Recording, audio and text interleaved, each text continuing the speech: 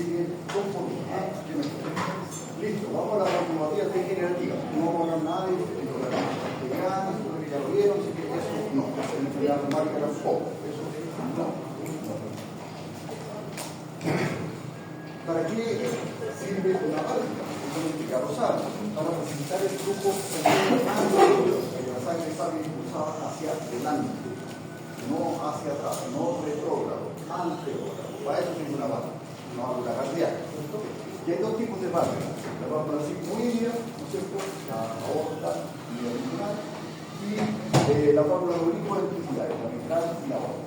Ahora, cada una estructuralmente tiene dos componentes. En el caso de la válvula sigmoidea tiene el anillo, que es como el marco de la puerta. Si es una puerta, el marco de la puerta sería el anillo, y los componentes orificiales es la puerta. Tiene esos dos componentes, la aorta y la pulmonar.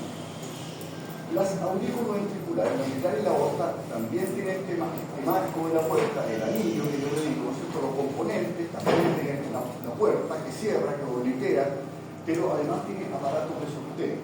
Como si la puerta tuviera unos cordeles que impidan que el flujo o que se muevan en dos direcciones, en una dirección, que son las cuerdas tendíneas y donde se insertan las cuerdas tendíneas los músculos capilares. Eso es realmente un reflejo de anatomía, ¿no es cierto? La válvula mitral, el anillo de inserción, ¿no es cierto?, los componentes orificiales, que son eso, las valvas en el fondo, y los elementos de sujeción, que son las cuerdas tendíneas que se insertan en los músculos capilares, ¿no es cierto? Aquí lo tienen en monito, aquí lo tienen en la realidad. 10 centímetros debiese medir. ¿Dónde uno mide eso? Aquí. Si uno pone una regla aquí, ahí ve que tiene que ser 10 centímetros. Y para en este caso la aorta, ¿no es cierto?, la sigmoidea, fíjese que no tengo cuerdas tendíneas, ¿ya? Tiene estos hilos de paloma, que le llaman también en anatomía, ¿no es cierto?, que son esta válvula y el anillo de inserción que se mantiene. Son tres, y uno diferencia la aorta de la pulmonar con la salida de la carótida. En ese caso, si tiene la salida carótida, esa es la pulmonar. Si no la tiene, esa es la aorta. Si no la tiene, esa es la coronaria. Perfecto. ¿Y cómo es en la realidad? Así. Se fijan que aquí en el dibujo está idealizado, está encombada, se fijan, tan bonita, pero en la realidad tiene un tejido tan delicado que se colapsa. Imagino, tan compradas, se fijan, están como aplastaditas, pero sí existe, y tiene un rol muy importante. Después vamos a hablar de eso. 7 centímetros debiese medir el anillo. 7, perfecto.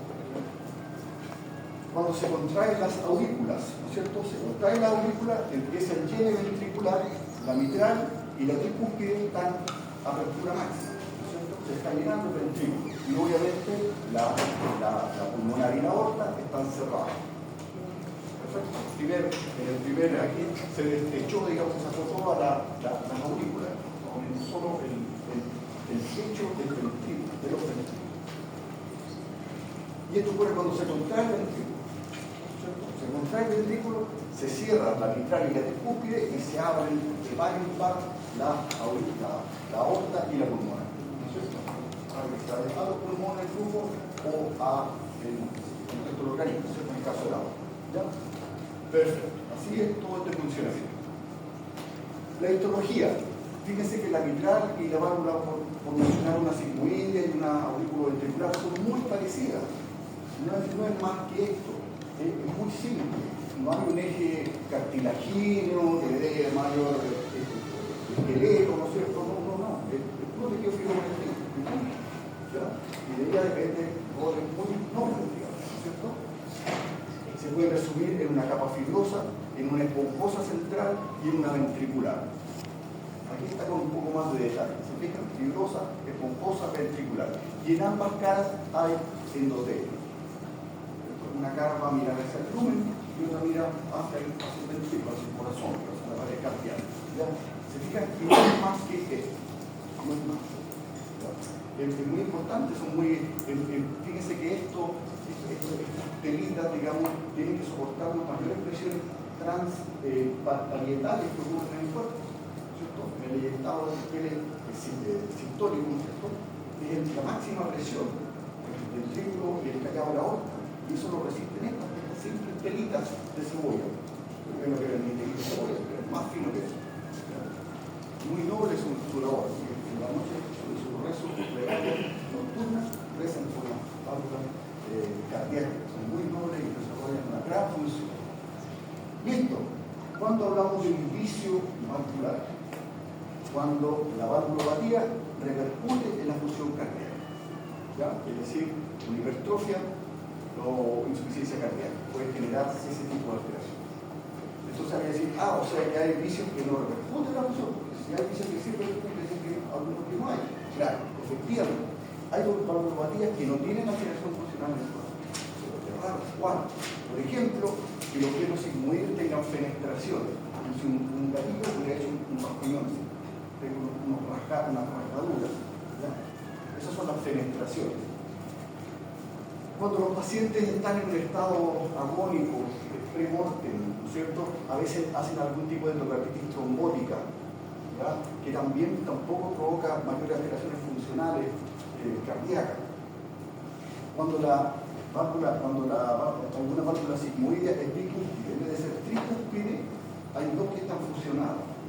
Entonces tenemos 2/3 una válvula y 1/3 la otra. Porque dicen 3/3, en realidad hay algunas que están pegadas. Entonces vamos a ver eso. Ya, esas no provocan una alteración funcional cardíaca.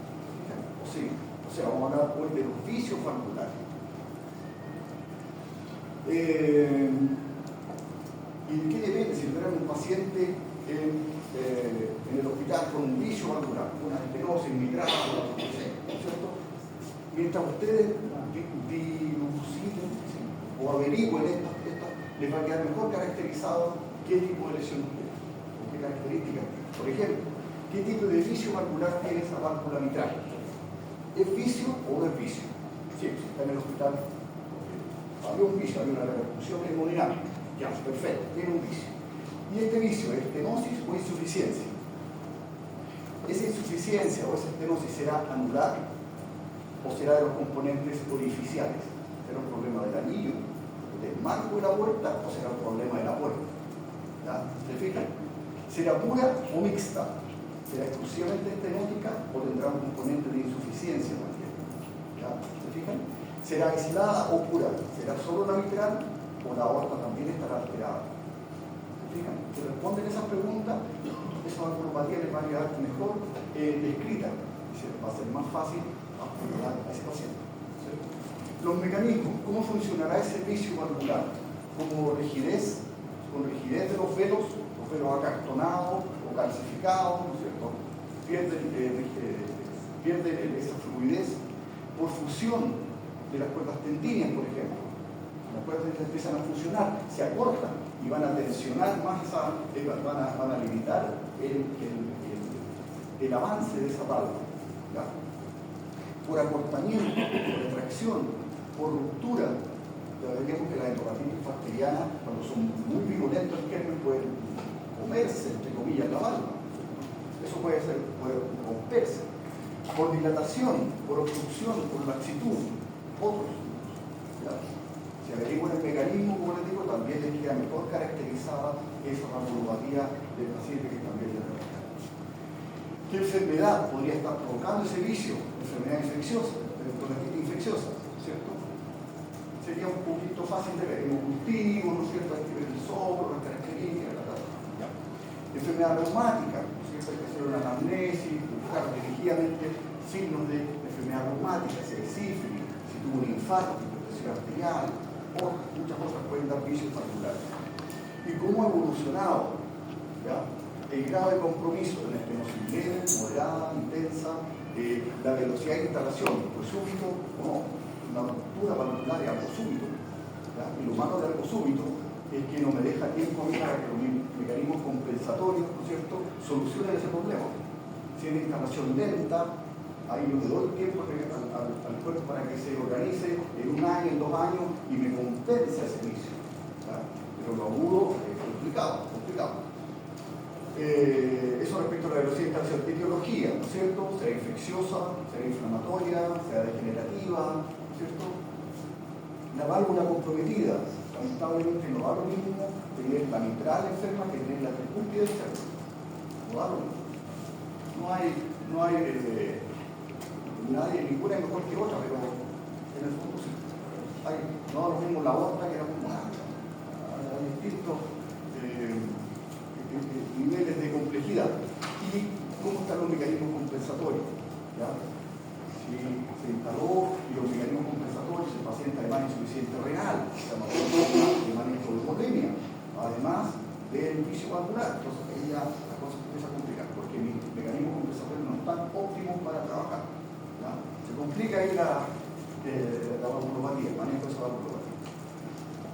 La estenosis, ya seguramente lo saben, es un estrechamiento. ¿Ya? La puerta no se abre, o se abre muy poco. Las bisagras están oxidadas, no se abren. Esa es una estenosis. Aumenta la resistencia al paso de sangre y hay una sobrecarga de presión en la cámara que antecede el defecto. ¿Ya? Si hubiera un terremoto aquí y esa puerta tiene una estenosis, todo pero si está, no se puede abrir, aquí va a haber presión. Oye, apúrate, eso no va a hacer el corazón. Aumenta la presión en la cámara que antecede al efecto. ¿Ya? Fíjense. Al revés, la insuficiencia es un cierre valvular incompleto. ¿Ya? No se cierra bien, por lo tanto hay un suple que en el próximo ciclo cardíaco va a inyectar más sangre hacia la cámara, ¿no es cierto?, que está provocando esta lesión. Hay un reflujo de sangre, por lo tanto la sobrecarga ahora no es de presión, es de volumen. La insuficiencia, los problemas son de volumen, la estenosis, los problemas son de presión. ¿Ya? Perfecto. En la cámara, en este caso, que antecede al defecto. ¿Ya? Si tengo una insuficiencia aórtica, ¿no es cierto?, después de la eyección, ¿no es cierto?, algo se queda en el callado dando vuelta y refluye al ventrículo. Entonces el ventrículo ya va a partir con una precarga, más la que le va a llegar por la aurícula. Una sobrecarga de volumen. Y ese ventrículo poco a poco va a tener que empezar a distenderse para dar cabida a ese exceso de volumen que le está refluyendo por el callado aórtico. ¿Sí? Perfecto. Aquí la cosa se empieza a complicar cuando las estenosis además tienen insuficiencia. Se habla de una enfermedad, ¿ya? Una enfermedad mitral, es decir, hay estenosis y hay insuficiencia. De difícil manejo es, difícil manejo. ¿Ya? Enfermedad valvular, aorta, puesto de cualquiera, cuando hay de las dos cosas. ¿Ya? Perfecto. Las insuficiencias valvulares entonces, decíamos que puede ser anular o orificial. En el caso que sea anular, ¿cierto?, el marco de la puerta, en el caso del marco de la puerta, por distensión del marco de la puerta. Hay una hipertrofia cardíaca, se distiende el corazón, o sea, el marco se agranda, pero la puerta queda del mismo tamaño. ¿Cierto? Entonces, al principio cerraba perfecto, pero si el marco se agranda, empieza a quedar un espacio, se hace insuficiente. Entonces, por ahí avanza el volumen extra que va a ir a esa cámara. ¿Ya? O puede ser orificial, retracción de los velos. ¿Ya? Se va hermético, ¿no es cierto? Si se retrae, queda un mollido ahí. ¿Ya? Y ahí refluye la sangre. ¿Se fijan? Que se perfore los velos, ya una hepatitis muy agresiva, o rigidez de los velos, también podría llegar a provocar una insuficiencia valvular. La estenosis valvular, estas son exclusivamente orificiales, ¿ya? Puesto que es difícil que el marco de la puerta se achique, tendría que ser una atrofia cardíaca, pero es raro, porque la atrofia, al disminuir el tamaño, disminuye todo. También disminuye un poco la válvula, pero no es el concepto, es muy raro. Entonces, por eso no hay formas anulares, todas son orificiales para la estenosis. En este caso, función de los velos, ¿cierto?, obstrucción del orificio por masa trombótica, etc., o rigidez de los velos. Son como los tres principales mecanismos para la estenosis. Perfecto. Y estas son las principales etiologías de la valvulopatía adquirida. Con una estrellita están las que son principales, las más frecuentes. En el caso de la estenosis mitral, la cardiopatía reumática. En el caso de la insuficiencia mitral, el prolapso de la válvula mitral. De la estenosis aórtica, también reumático en primer lugar. Y la insuficiencia óptica, la dilatación degenerativa del arco óptico. Esos son los principales. Algunas las vieron seguramente en una clase de enfermedad reumática, así que esas no vamos a ver. Vamos a ver los fenómenos degenerativos de las válvulas. Entonces, degeneración valvular por calcificación. Todo lo que se degenera en el cuerpo tiende a calcificarse. Entonces, la calcificación es un buen signo de que haya un fenómeno degenerativo crónico. Como yo les decía, les recalco la nobleza de las válvulas. ¿Ya? 40 millones de ciclos cardíacos por año, ni siquiera durante la vida, por año. 40 millones. ¿Qué bisagra hace eso? Ninguna. 40 millones de aperturas en un año. No hay. De titanio, lo que quieran, del hijo, del general. No va a haber una bisagra que va a aguantar eso. Y por año, imagínense, la persona mide 70 años. Multiplicamos 70 por 40 millones. Y ahí miren, qué nobleza. Alto, lo que yo les comentaba, los altos gradientes de presión transvalvulares, en la zona del corazón, en la zona donde hay mayor gradiente, y ahí está este satélite de cebolla aguantando esa presión. Imagínense. Y otra cosa importante, está inserta, está inmersa, está incluida en una estructura que a su vez no es rígida, como el corazón, que sufre deformaciones. Imagínense. O sea, el marco de la puerta a su vez es moldeable. Y ahí está la bueno, no vale la pena pasar por ella. Ya, vamos. Entonces, como estamos viendo calcificación, todas tienen apellido calcificado. Fíjense, todas tienen apellido calcificado. Hay tres lesiones principales. La estenosis aórtica calcificada, la estenosis calcificada por una aorta bicúspide o una calcificación del anillo mitral. Aquí los cambiamos de válvula. ¿Se fijan? Las dos primeras son de aorta, esta es de la mitral. ¿En qué consiste? La estenosis aórtica calcificada, como su nombre indica, es la valvulopatía más frecuente, un 2%. Antes le ganaba la reumática, pero cada vez la reumática, como los cardiólogos tienen más instrumentos ahora para tratar a esos pacientes, ha ido bajando un poquitito, ha sido controlada un poco la enfermedad reumática. Entonces esta degenerativa está pasando en primer lugar. ¿Ya? Los pacientes están viviendo más y mientras más presentan en sus tejidos fenómenos degenerativos. La patogenia, una clasificación progresiva por deterioro acumulativo. Se supone que es similar a la aterosclerosis, pero en la aterosclerosis juegan un rol importante los macrófagos. Aquí juegarían un rol importante unas células similares a los osteoblastos, que generarían esta matriz calcificada, calcárea, que hay en el depósito de este material. Si es sintomático este cuadro, y si estos síntomas se presentan antes de la quinta década, yo tengo que sospechar que la aorta haya sido bicúspide, es decir, que haya tenido un fenómeno hereditario previo, digamos, genético o malformativo. Pero si los síntomas se generan después de la séptima década, realmente es porque la aorta era sana y en esa aorta sana se manifestó esta degeneración.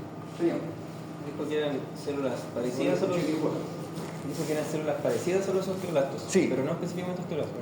Pero no son macrófagos. ¿Se acuerdan los macrófagos espumosos, las placas de ateroma, todo eso? El macrófago era el primer top. Acá es una célula similar, pero con capacidad de sintetizar matriz mineralizada, ¿ya? Como el calcio. ¿Ya? Pero no es un osteoblasto como tal, ¿o sí? ¿No es una célula? ¿No es un osteoblasto o sí? Es similar a un osteoblasto. No es lo mismo si lo caracteriza con uno que existen en los huesos, no es igual. Parece similar. Entonces, esta estenosis va a provocar una hipertrofia ventricular izquierda y se pueden generar los síntomas: angina y insuficiencia cardíaca. ¿Ya? Perfecto. ¿Cuál es el pronóstico? Si hay síntomas, si el paciente tiene síntomas y no se tratan los síntomas, el pronóstico va a depender del tipo de síntoma. Si el síntoma es angina, el 50% fallece a los 5 años. Si el síntoma es una insuficiencia cardíaca congestiva, la mitad de los pacientes van a fallecer a los 2 años. Si el paciente no tiene síntomas, el pronóstico es bueno. Y fue un hallazgo, básicamente. Se estudiaba otra cosa y resulta que se había investigado. Listo. ¿Qué espero ver yo? Masas calcificadas en las válvulas. ¿Se fijan? Aquí. Ahí. Están deformadas, están con estos nodulitos calcáreos. ¿Ya? El orificio normal es de 4 centímetros cuadrados. Se reduce a 0,5 a 1. Las comisuras, ¿se fijan? Y los bordes libres, fíjense que no están fusionados, como ocurre en la enfermedad reumática. ¿Ya? Esa es una diferencia. La enfermedad reumática es de otra entidad. ¿Ya? Y la válvula mitral en general está interna, por eso que estamos hablando de la aorta, ¿cierto? ¿Por qué? Porque la mitral generalmente ataca a los dos, la mitral y la aorta. En cambio, es exclusiva de la aorta. ¿Ya? Otra forma de diferenciarlo. ¿Y qué genera en el corazón? Una hipertrofia concéntrica del ventrículo. Perfecto. Seguimos con la aorta. ¿Qué pasa ahora si la aorta es bicúspide? Es decir, si tiene las tres valvas, se fijan que ahí están las tres valvas, pero esta está fusionada. Aquí se ve el RAFE. ¿Se fijan? Está fusionada. Entonces se generan 2/3 y 1/3. ¿Ya? En esta válvula bicúspide se genera también esta estenosis calcificada, que es 1,4% nacidos vivos, es bastante poco. Una válvula pequeña como les mostré y otra grande, separada por un RAFE. Esta grande en el fondo es la que están las dos fusionadas. ¿Ya? Complicaciones: estenosis, insuficiencia, endocarditis infecciosa, disección de la aorta. ¿Ya? Muchas cosas. Y es similar la clínica a la estenosis aórtica calcificada. Similar que el paciente consulta algo similar. Nos cambiamos de válvula. Mitral. Más frecuente en mujeres mayores de 60. Depósitos de 2 a 5 milímetros. Ahora es en el anillo, ¿ya? En el anillo valvular, aquí. En esa zona se depositan estas masas calcificadas. Podría no afectar a la función valvular, pero ocasionalmente genera insuficiencia, estenosis, muerte súbita. Y puede predisponer a trombos o a endocarditis infecciosa. Señor. ¿Por qué la ¿Qué? ¿Por qué la bicúspide tiene más riesgo de calcificación y otras patologías? La bicúspide, Sí. porque está hecho para ser tricúspide. Entonces, cuando es bicúspide, eso genera turbulencia. El flujo no es como es habitualmente la sangre. Algo puede pasar también a nivel de endotelio. Y esas turbulencias ya generan, por ejemplo, el sitio ideal para que ahí se anclen colonias bacterianas. Ahí podría tener un endocarditis infecciosa. Un fenómeno hemodinámico por tener fusionado algo que está destinado a no estar fusionado. Hay una variedad anatómica, pero aquí podría acarrear problemas. ¿Ya? Perfecto. Y para terminar, un fenómeno en el que no se endurece la glándula, sino que se hace más laxa. ¿Ya? Se llama la degeneración mixomatosa de la mitral o prolapso de la válvula mitral. También es un fenómeno degenerativo, eso lo estamos viendo aquí, pero no es por calcificación. Las válvulas mitrales se reblandecen y se abomban hacia la aurícula cuando se contrae el ventrículo. La cosa se llama un prolapso, prolapsan hacia la aurícula. ¿Ya? Perfecto. Esto le da un poquitito más frecuente a las mujeres jóvenes, 7 mujeres a un hombre en la proporción. ¿Ya? No se sabe por qué. Habría un defecto en el desarrollo del tejido conectivo, pero son teorías, no se sabe. ¿Ya? El hallazgo suele ser incidental, un chasquido mesosistólico, ¿no es cierto? Un talón cardíaco, o sea, en la mitad de la sístole, que tengan buen oído ahí con el Lippmann, puede sentir ese tipo de alteración. La ecocardiografía obviamente facilita mucho el diagnóstico, el vicio valvular se va a comportar como una insuficiencia, ¿no es cierto? Y solo el 3% va a sufrir complicaciones: endocarditis infecciosa, insuficiencia mitral, infarto sistémico, ARE. ¿No? ¿Qué ocurre? Aquí están las cuerdas tendinias, ¿no es cierto? Estamos hablando de la mitral, dijimos que en la mitral había aparatos de sujeción. Fíjense que se comban, ¿se fijan? Que están combados las valvas intercordales entre las cuerdas, eso está combado. ¿Ya? Que es lo que se ve aquí, un balonamiento intercordal. Los velos están engrosados y elásticos. Las cuerdas tendinias se pueden elongar y se pueden adelgazar, con el riesgo de que se puedan romper. Se dilata el anillo en el que está sujeta la valva. Y en la micro, obviamente hay material mixoide, como su nombre lo indica, ¿no es cierto?, de lámina fibrosa y esponjosa. No hay función de las comisuras. Aquí. Fíjense, se contrae este ventrículo y fíjense cómo se colapsa, como un paracaídas hacia la mitral, hacia la aorta, hacia la orilla. ¿Ya? Eso no debiese pasar, no debiese sobresalir o emerger hacia la orilla. Se colapsa la mitral. ¿Sí? ¿Se entendió? Perfecto. Fíjate, aquí no hay calcio. No había calcio en los ejemplos anteriores. Acá no. ¿Y qué espero ver yo? Se fijan, zonas con aclaramiento en esta válvula. Aquí. Y si lo tiño con azul arciano, ¿cierto? Con azul arciano, positivo, hay degeneración mixoide de esa válvula. ¿Ya? Perfecto. Y ahí cerramos el capítulo. Es un colapso de la válvula. ¿Ya? Ok. Señor. Consulta, son enfermedades degenerativas, pero esta es una enfermedad que le da a pacientes jóvenes. Sí. Por eso que sospecha que hay una alteración del colágeno y no necesariamente la edad avanzada lo predispondría. Entonces, claro, alguna enfermedad que predisponga... No siempre lo degenerativo es sinónimo de vejez. Eso sí, Eso, ya. claro.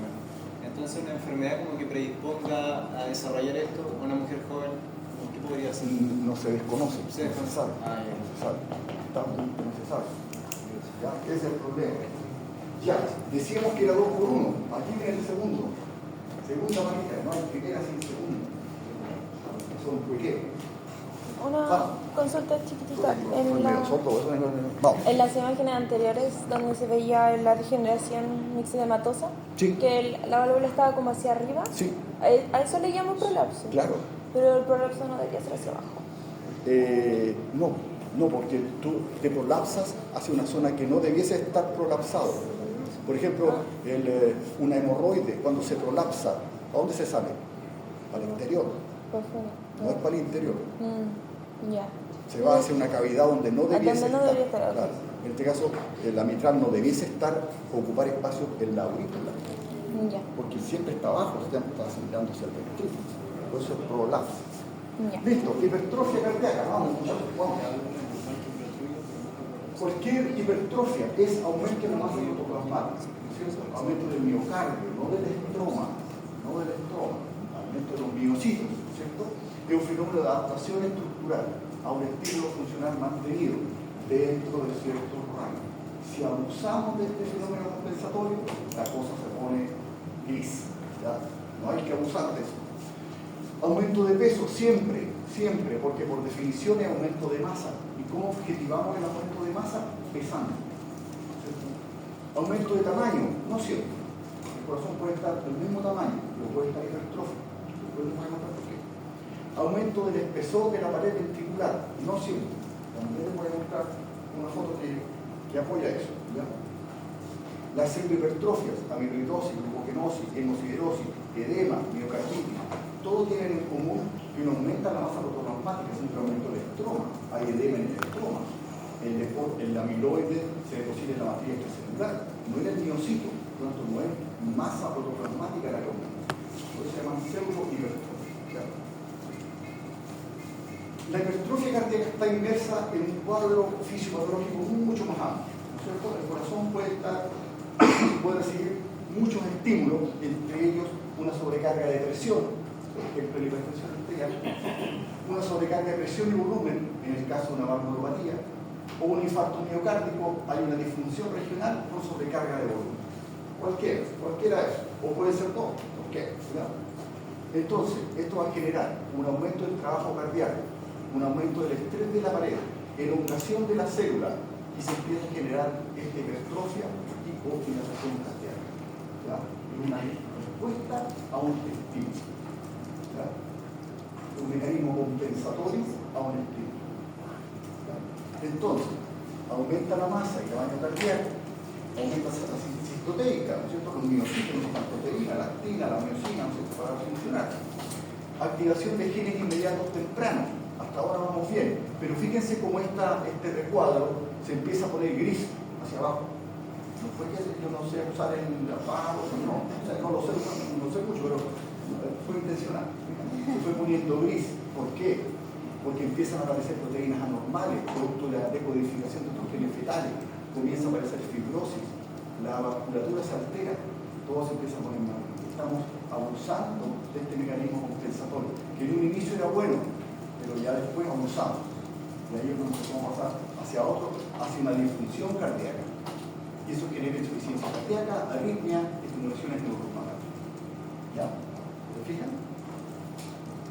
Perfecto. ¿Y qué pasa a nivel bioquímico? Similar, puede haber una distensión mecánica por activación de agonistas o factores de crecimiento. Esto va a una señal al minocito que cuando es por fosfatidilinosidol 3 quinasa es bien recibido. En cambio, si es vía proteína G, no es tan bien recibido. Y esas hipertrofias van más hacia portarse mal que hacia portarse bien. ¿Ya? Ojo. Los factores de transcripción son los que están ahí, la GATA4 y hay varios más. Entonces, se inducen los genes embrionarios y fetales, aumenta el rendimiento mecánico, pero empieza a disminuir la carga de trabajo. ¿Se fijan? Porque estamos echando mano a cosas que no deberíamos, a genes fetales. Eso ya debería estar al lado. Estamos cooperativos. Aumenta la síntesis de proteínas contráctiles, esta sí, aumenta el rendimiento mecánico. Y aumenta la producción de factores de crecimiento que se autoestimulan al miocito. Eso está pasando a nivel bioquímico. En una fibra miocárdica normal hay muchos botones presinápticos, se fijan, de norepinefrina, y hay muchos receptores en la célula normal. La matriz celular es escasa y el retículo sarcoplásmico recibe bastante calcio del intracelular. Así funciona. Muy poquitito calcio entra desde fuera y las fibras son de estructura adulta. ¿Qué pasa en un miocito con una hipertrofia?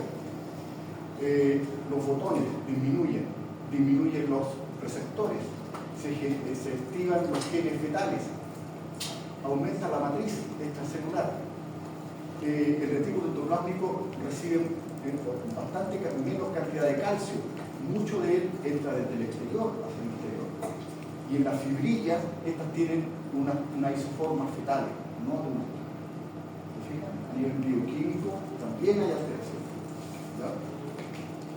Cuando empezamos a usar. Entonces, propia fisiológica, en ambas, la fisiológica y la hematológica, aumenta la masa miocárdica, aumenta la síntesis proteica, la fisiológica, el crecimiento cardíaco normal o el ejercicio, ¿ya? Controlado, en estado patológico por esta hora.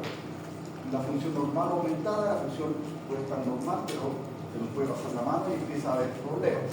La forma cardíaca y el miocito conservado, acá está alterada, no hay fibrosis, acá hay fibrosis, aumento de los capilares, proporcional, ¿cierto? Acá no es proporcional.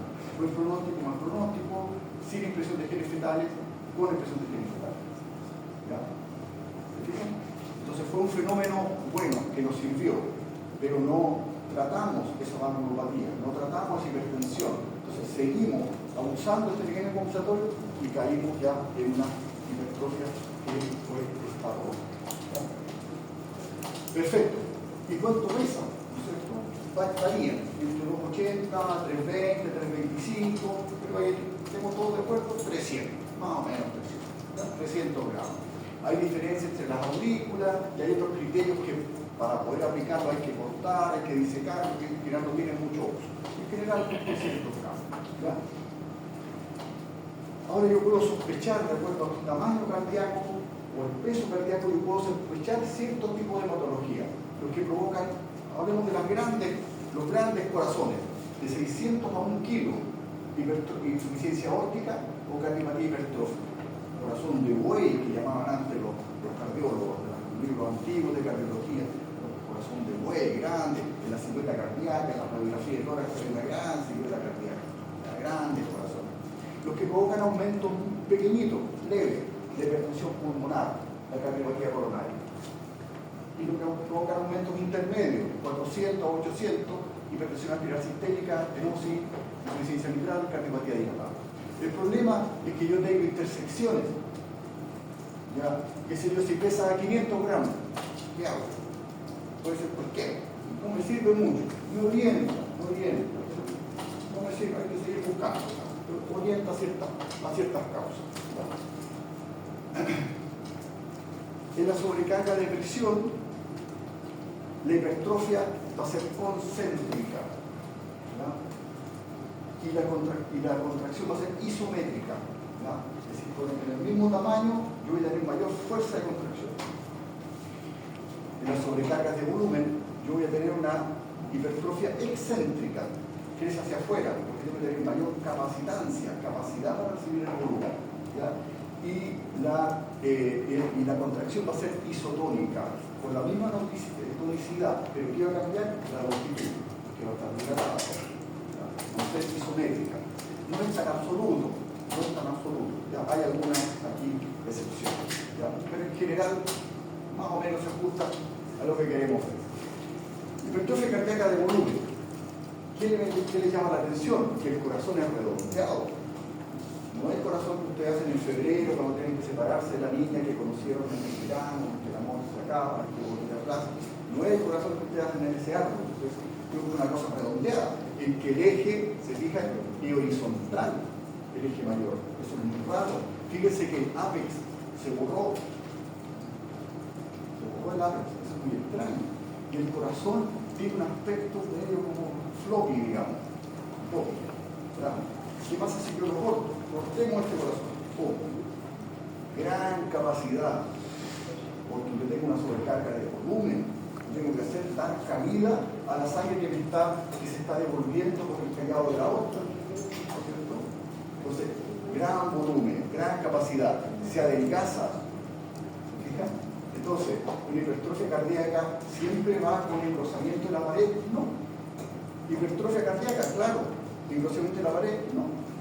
Porque está dilatado, pero está hipertrófico. Esto pesa más de 300 gramos. ¿Se fijan? Se adaptó a las nuevas imposiciones del cuerpo, que era esta sobrecarga de volumen. ¿Se fijan? Doctor, es que yo sabía que al final todas las Ahora, hipertrofias. Vale, Yo sabía que todas las hipertrofias cardíacas, cuando son severas, cuando todas las hipertrofias cardíacas son severas, yo sabía que todas terminan como cardiopatía dilatada. podría ser, porque el corazón ya se venció, ya no, claro, podría ser. Sí. Podría ser. Sí. Vamos, ¿seguimos? ¿Más dudas? ¿No? ¿Seguimos? Sí, importante lo que dice, sí, claro. Claro, ellos son candidatos a trasplante cardíaco porque ese corazón ya no existe.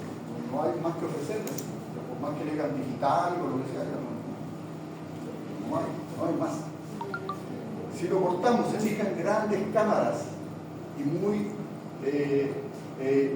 los pilares, se fijan, se pegan a la pared, se adosan a la pared para abrir espacio para el volumen extra. ¿Ya? Hipertrofia cardíaca de presión, miren el corazón. ¿Cuál es el que predomina? ¿Se fijan? El eje longitudinal. Está acusado el ápex. Y fíjense que al verlo en un corazón musculoso, digamos, se ve musculoso, bien armado. ¿Ya? Cortémoslo. ¿Qué capacidad tiene ese ventrículo? La mínima. Entonces mi problema aquí no es de volumen, mi problema es de presión.